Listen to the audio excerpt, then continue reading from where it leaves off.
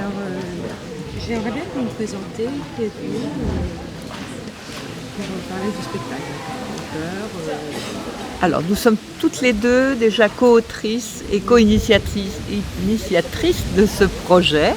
Moi, je suis Réjeanne Cardafrec et Moi, je m'appelle Brigitte Bias et nous avons... c'est une pièce, c'est ça? c'est l'adaptation d'un roman d'André Chédid qui s'appelle Le Message et nous en avons donc fait une pièce de théâtre, effectivement. Mais au départ, c'est un roman de cette femme qui a écrit beaucoup de poésie et aussi beaucoup de romans et qui a une très belle écriture, très poétique. Et c'est ce qui nous a séduit dans ce texte. Voilà. Ce qui nous a séduit aussi dans ce texte, évidemment, c'est le thème, hein, puisque c'est une histoire d'amour en temps de guerre, qui est malheureusement cruellement d'actualité, et que le message porte un très beau message, qui est un message d'espoir. Enfin, en tout cas, c'est ce qu'on a envie de transmettre, quoi, et de se dire au public, bien sûr, aux spectateurs. Oui, oui. D'espoir en l'humanité, en la fraternité, en l'amour aussi. Donc voilà, c'est la guerre, mais c'est aussi vraiment une très belle histoire d'amour. Ça, c'est joli quand ça fait comme ça. Une belle histoire d'amour. Hein? Et c'est pour tout public, hein, Alors, à partir de quel âge?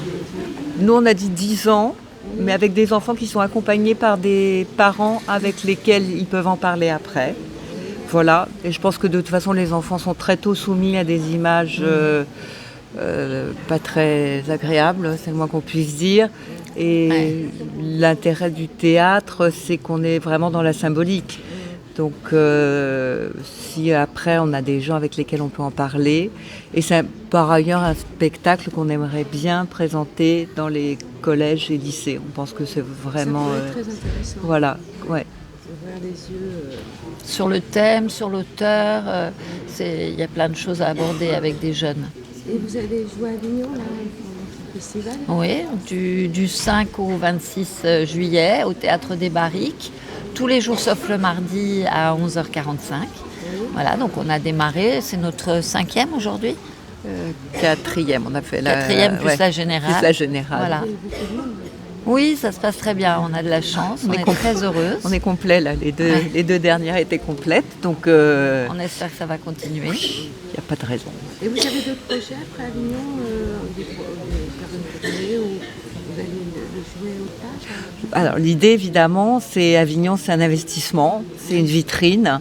Et toutes les deux, on avait très envie de jouer à Avignon. C'est pour ça aussi qu'on a décidé de monter ce projet, parce qu'on n'avait jamais joué ensemble à Avignon. Et voilà, c'était aussi un moteur, un petit moteur pour rentrer dans cette aventure.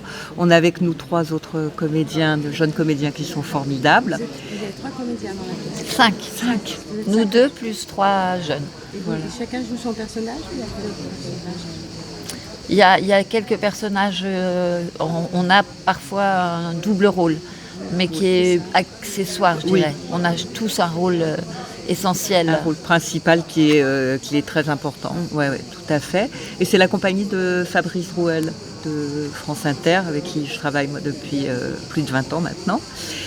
Et l'idée de cette vitrine d'Avignon, c'est évidemment de pouvoir ensuite organiser une tournée, aller rencontrer nos spectateurs ailleurs. C'est notre souhait le plus cher. Et pourquoi pas une tournée après?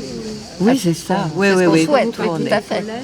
Bien sûr, on voudrait aller dans les villes de France et faire des représentations, aller rencontrer notre public partout. Absolument. Merci beaucoup. Plaisir. Merci Voilà. à vous. Merci.